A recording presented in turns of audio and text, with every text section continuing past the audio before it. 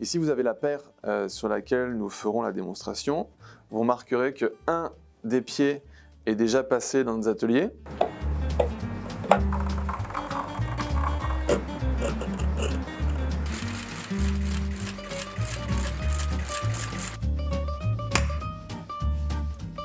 Donc on a réalisé un ressemelage complet avec une rainette, cousu petit point. Typiquement, ce type de prestation, si elle est mal réalisée, elle peut endommager de façon irréversible le soulier.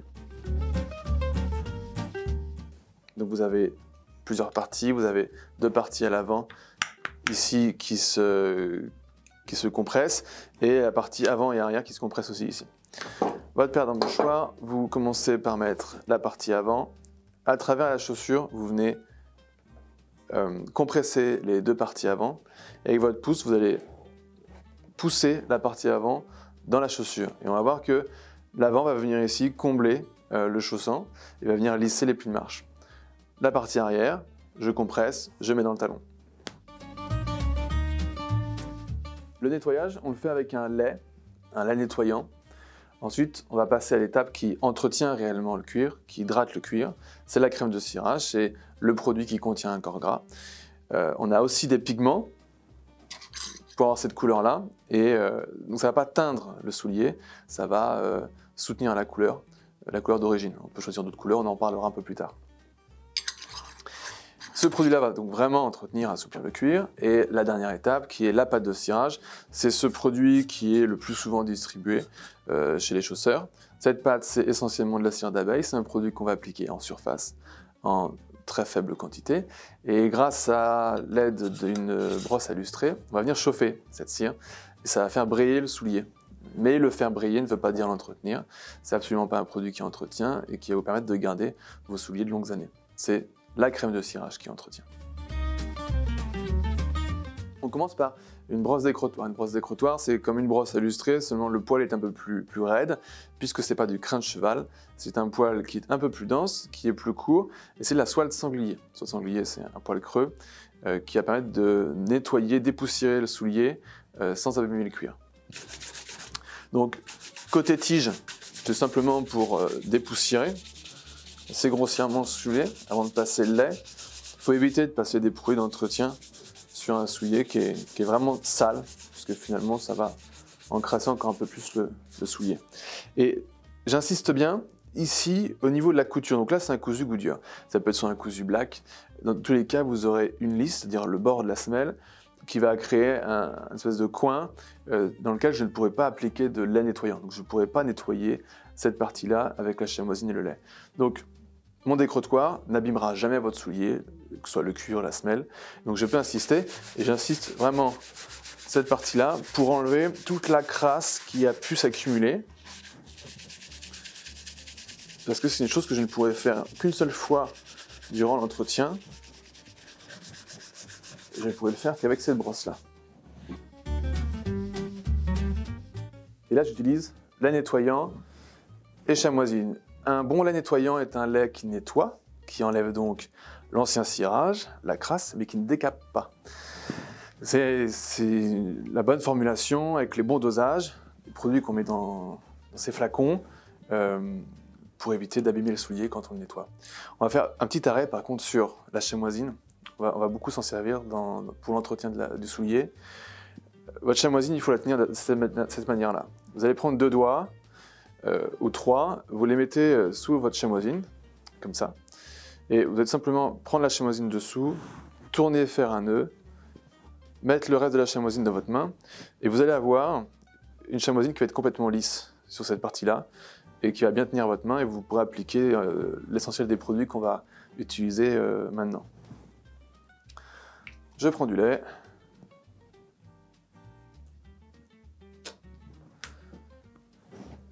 Et là, je viens l'appliquer sur le soulier. Alors, le lait nettoyant est un lait qui va dissoudre l'ancien cirage pour nous permettre, avec une chamoisine qui a un tissu un peu plus épais qu'un vieux t-shirt, parfois on dit qu'avec un vieux t-shirt, je peux faire le travail,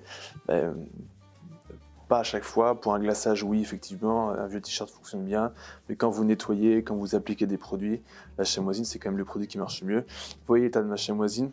Donc là, sur la chamoisine, c'est le lait qui a dissous le cirage qui était sur le soulier, l'ancien cirage, et qui est absorbé par la chamoisine. Et ça va me permettre d'enlever tout ce cirage-là. Si je ne le fais pas, finalement,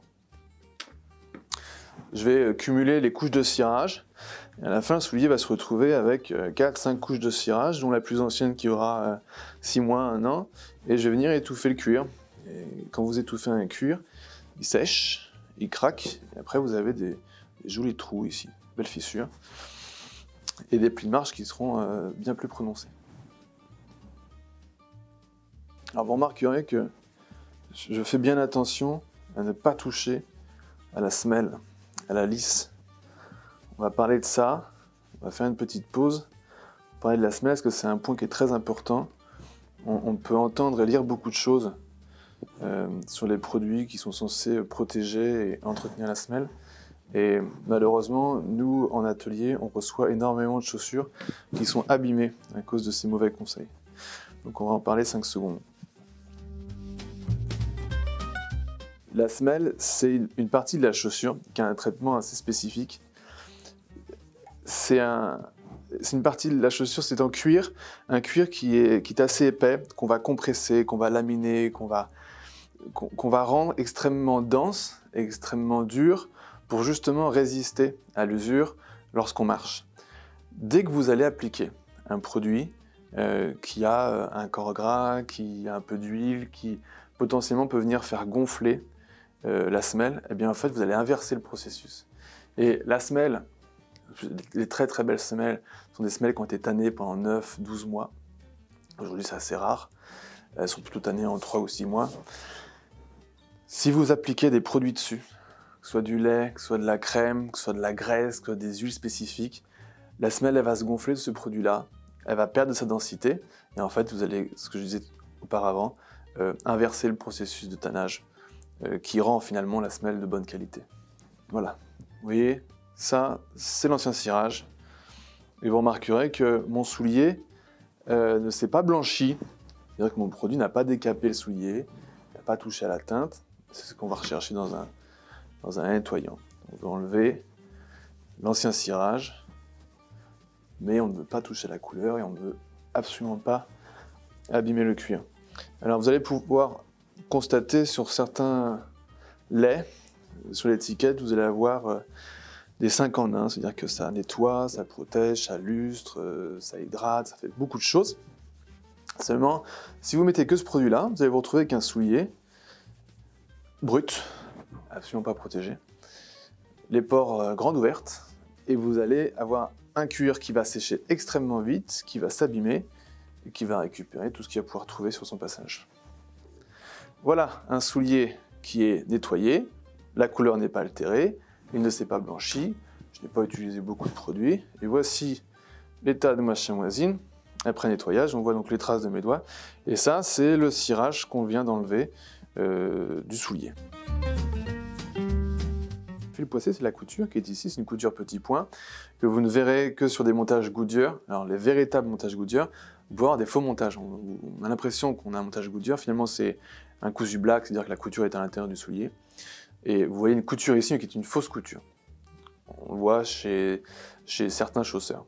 Là on est sur un beau soulier anglais, avec une belle couture, un vrai Goodyear. Et ce fil-là, cette couture-là, permet d'assembler la trépointe à la semelle d'usure. La semelle d'usure, c'est cette partie-là de la semelle, c'est la semelle que vous allez user en marchant. Si ce fil-là venait à casser, à se rompre, ces deux parties de la semelle pourraient se décoller. Et vous aurez un soulier qui passera en ressemelage chez un bon cordonnier. Et ce type d'opération-là, de prestation de cordonnerie, si c'est correctement effectué, ça a un coût assez conséquent. Donc pour éviter ça, on va passer, grâce à une brosse trépointe, une crème de cirage, qui est un des produits qui contient un corps gras, qui permet donc, j'ai déjà dit auparavant, d'entretenir et de protéger soit le cuir, soit les coutures. Et la brosse trépointe est une brosse suffisamment fine qui va me permettre d'appliquer cette crème-là à l'endroit que je souhaite. Donc ici, c'est sur le fil poissé, sans toucher à la semelle, sans toucher à la lisse. Comme j'ai dit auparavant, produit corps gras, j'en veux absolument pas sur cette semelle puisque ça pourrait endommager, venir faire gonfler la semelle. Vous le verrez, des semelles qui ont été trop longtemps ou trop souvent en contact avec des produits à corps gras, des graisses ou des crèmes, vous allez voir la lisse ici qui va se déformer et qui va rentrer un petit peu vers le soulier. Si la semelle est correctement entretenue, c'est-à-dire avec aucun produit, eh bien vous allez avoir une semelle, une lisse qui va rester bien nette, bien à plat. Je prends ma crème, un petit peu de produit sur ma brosse trait-pointe. Je fais en sorte que les poils de ma brosse trait-pointe rentrent bien à l'intérieur et ne touchent pas ma lisse. Le moins possible, pas du tout toucher, c'est quand même assez compliqué. Mais là, en faisant ça, je limite les contacts et l'application de ce produit-là sur la semelle, que je ne veux pas faire.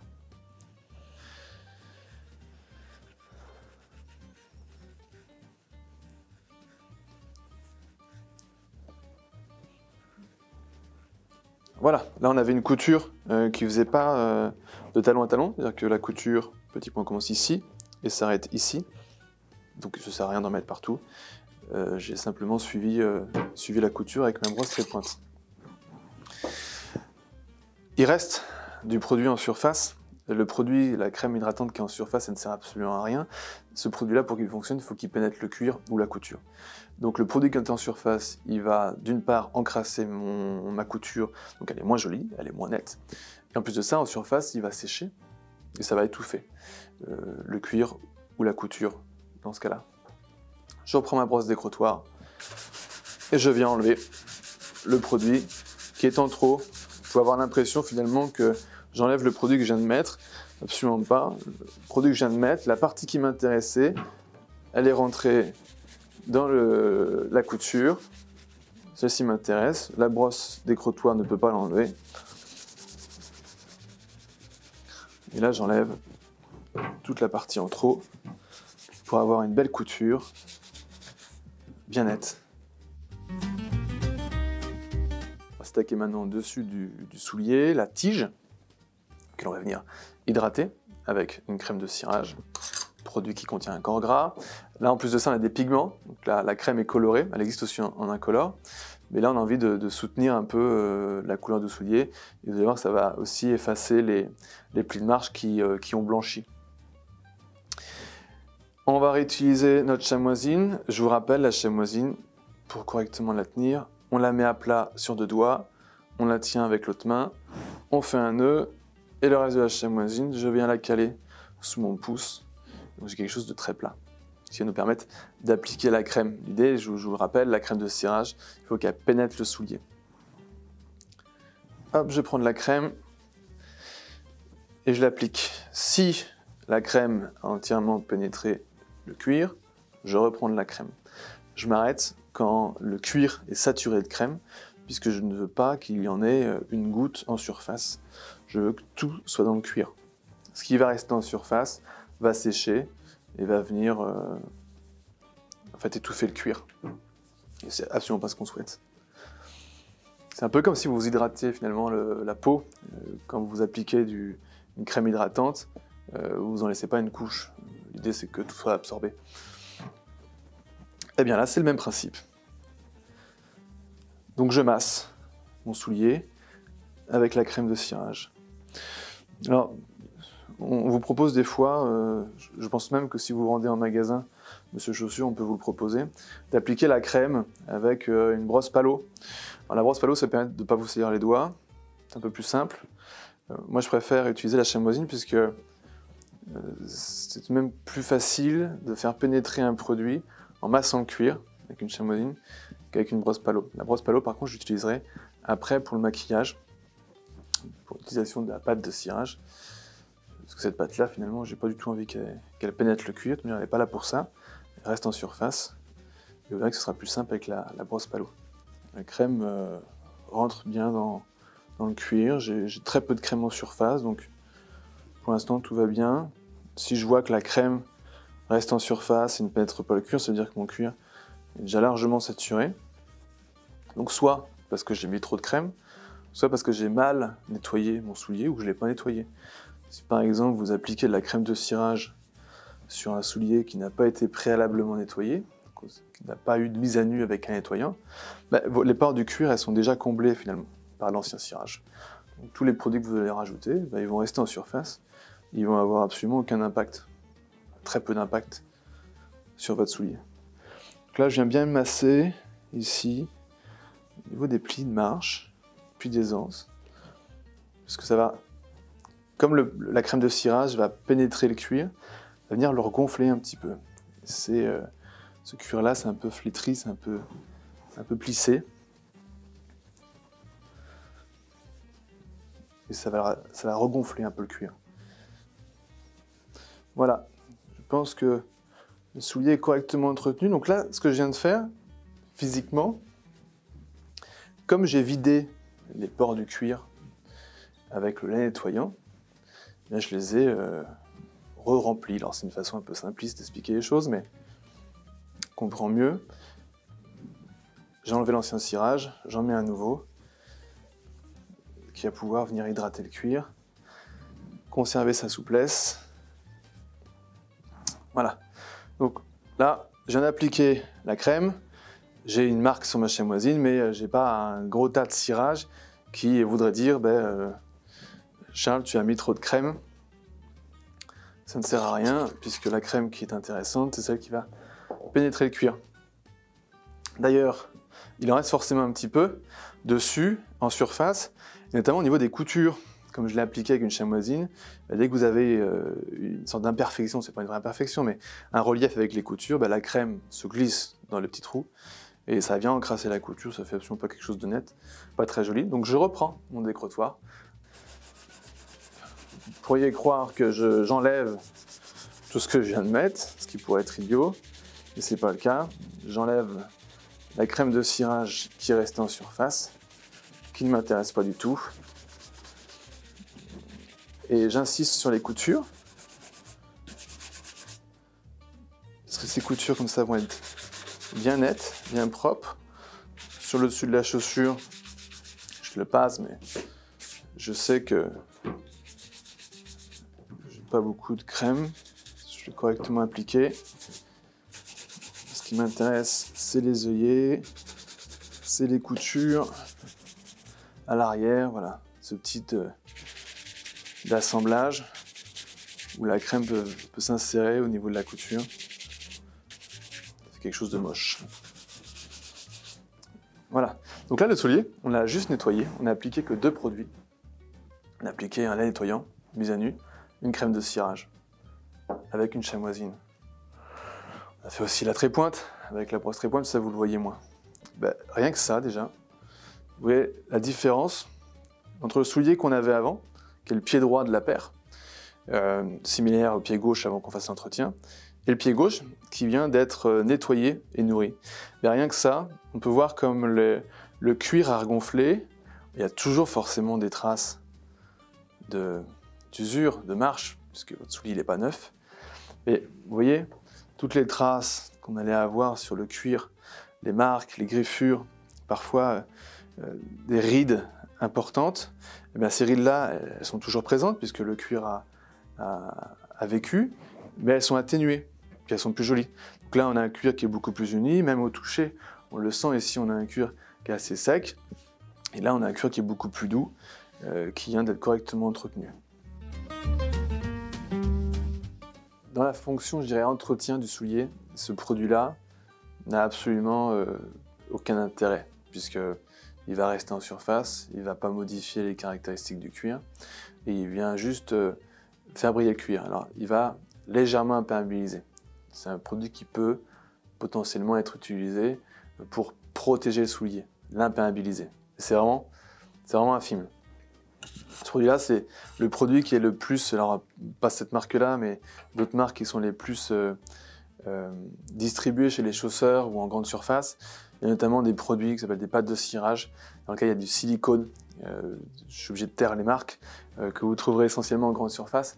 Ce sont des produits à absolument éviter. Ce sont des produits qui non seulement ne vont pas entretenir le cuir, mais qui en plus vont venir boucher les pores de cuir, qui vont complètement l'étouffer, et votre cuir il va sécher très très vite, il va se marquer, il va se plisser, il va craquer.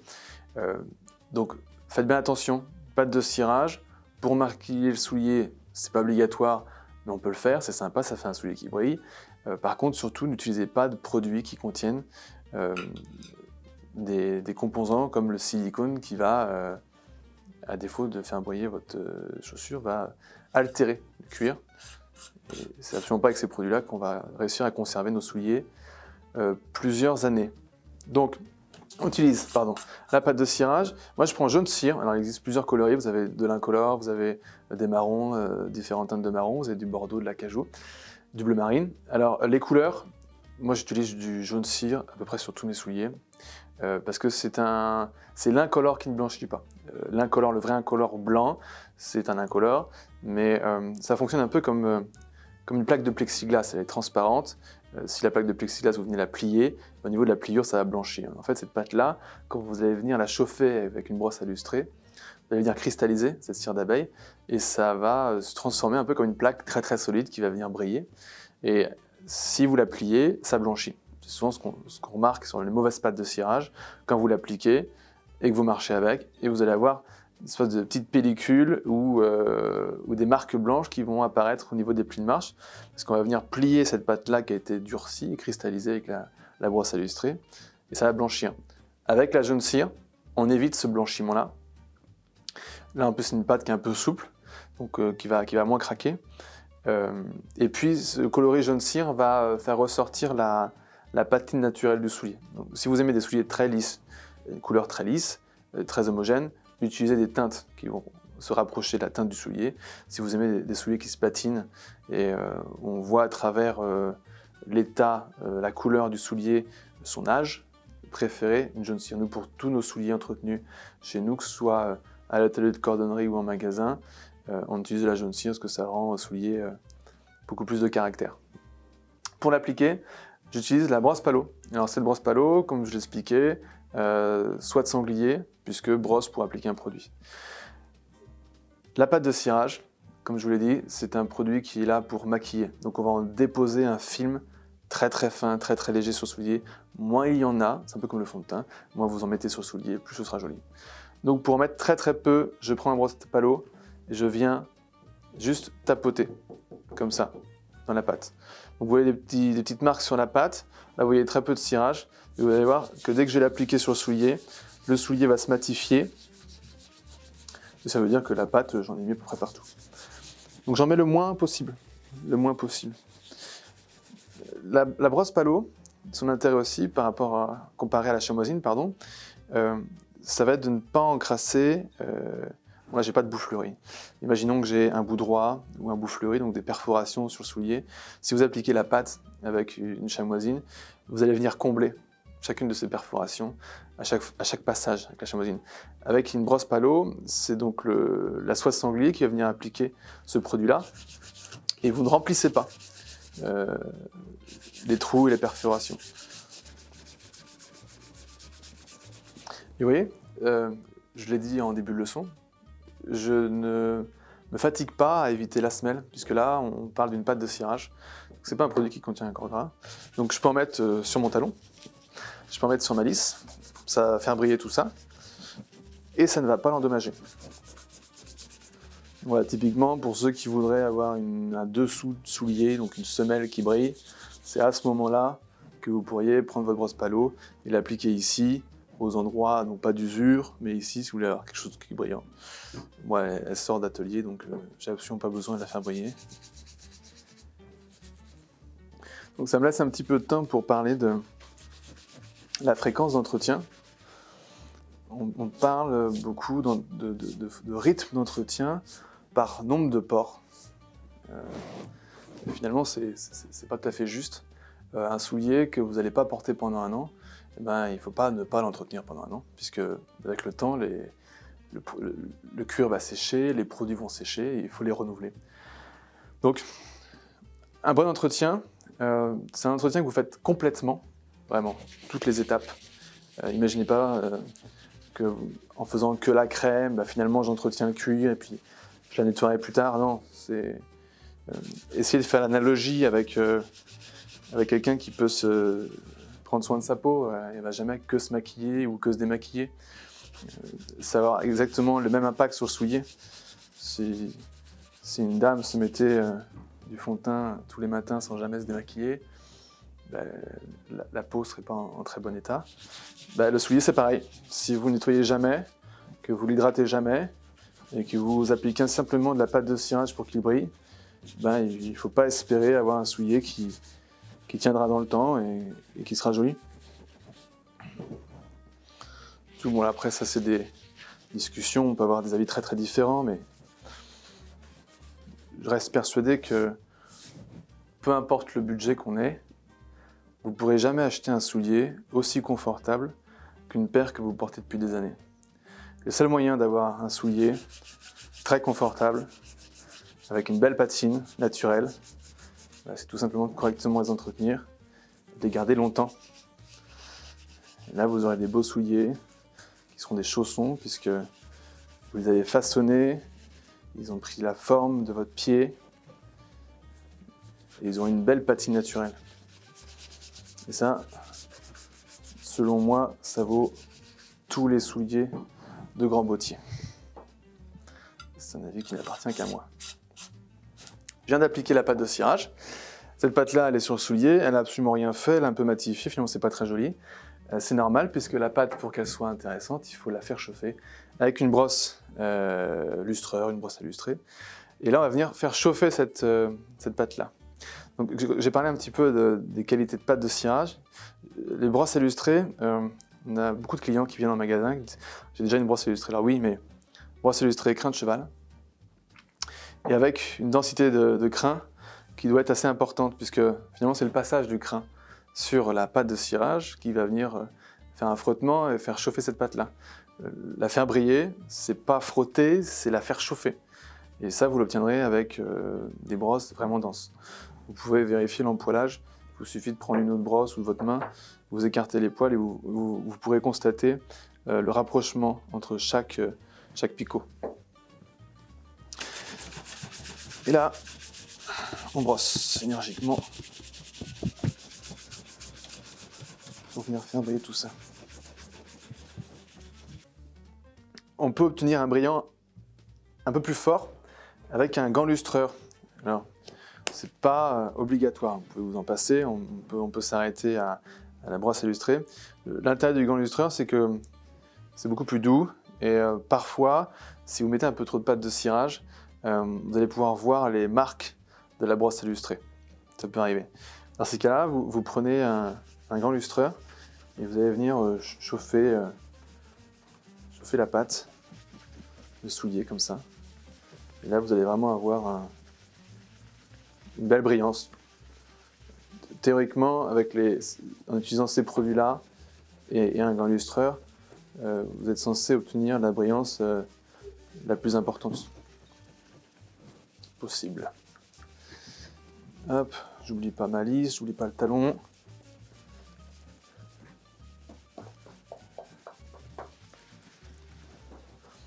Le gant lustreur, c'est un produit qu'on pense pouvoir éviter quand on constitue son premier set de produits d'entretien. Et vous constaterez rapidement c'est assez sympathique comme produit, puisque quand vous avez fait l'entretien du soulier, eh bien, tous les matins, il vous suffit de passer ce gant-là et vous allez réactiver tous les produits et retrouver quasiment l'aspect du soulier après l'avoir entretenu. Moi, ça c'est un produit que j'utilise quotidiennement dès que je mets une paire de souliers. Si elle a été entretenue depuis déjà quelques temps, le gant lustreur va me permettre de retrouver une belle brillance et un soulier propre. Le glaçage, une chamoisine. Alors, vous pouvez utiliser des chiffons, ce que vous voulez. Je vous assure que c'est pas le chiffon lié au fait que l'eau soit tiède, froide ou chaude, donc beaucoup de choses. On peut lire beaucoup de choses sur Internet. C'est l'expérience de celui qui va effectuer le glaçage. Personne ne pourra vous apprendre à faire un premier beau glaçage. C'est impossible, puisque tous les cuirs sont différents. Les pâtes sont toutes un peu différentes, leur composition est différente, et c'est à vous de constater sur le cuir à quel moment on doit passer sur l'eau, à quel moment on doit passer sur la pâte. Donc beaucoup de patience. Hop, on commence avec la pâte. Et là, bon, comme je vous l'ai dit, on en reparlera dans une vidéo. complète dédiée au glaçage. C'est un peu long. Mais c'est au toucher, à la sensation de la chamoisine sur le cuir et à la vue que vous allez savoir à quel moment est-ce que vous devez passer de l'eau à la pâte et de la pâte à l'eau. On a fait une petite coupure pour éviter que la vidéo soit trop longue. Et pour un glaçage, pas forcément trop appuyé, il faut compter un petit quart d'heure.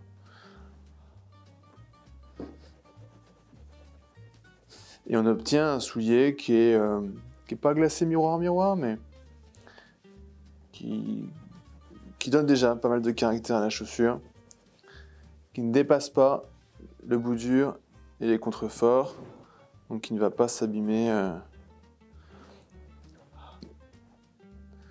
J'en ai fait pas mal là. Je viens de faire sur la chamoisine.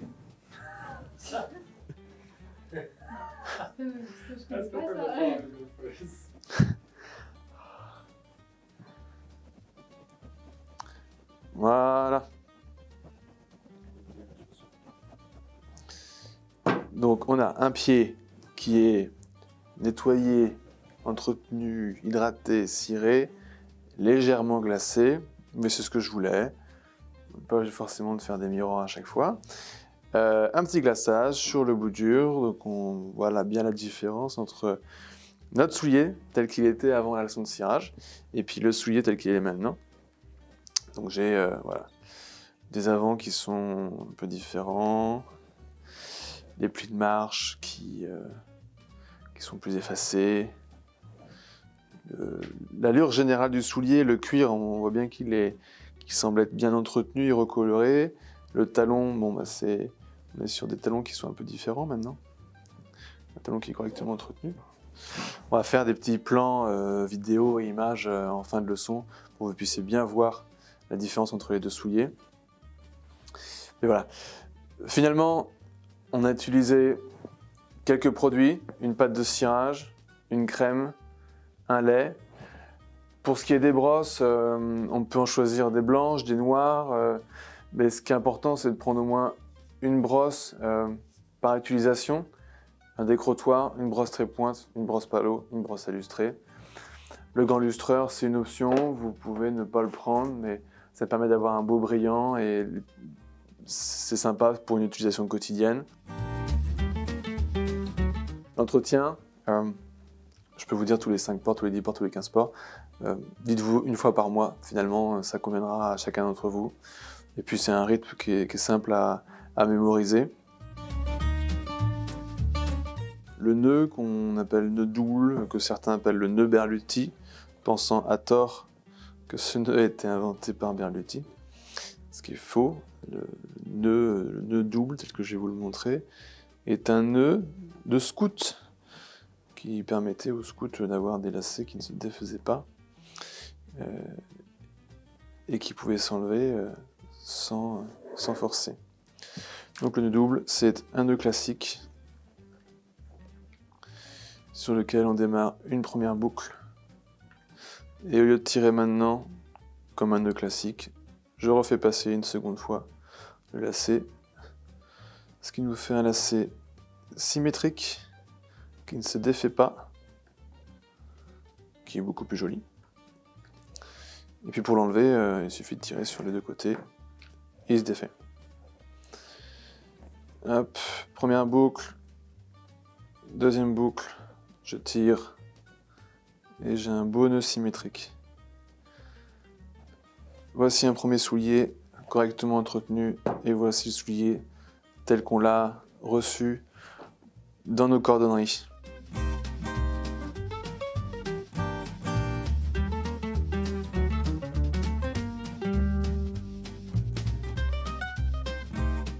N'hésitez pas à consulter les autres vidéos dans lesquelles je vais parler des embauchoirs plus longuement, des services de cordonnerie, des réparations qu'on peut faire sur un soulier, du glaçage, du daim, enfin bref.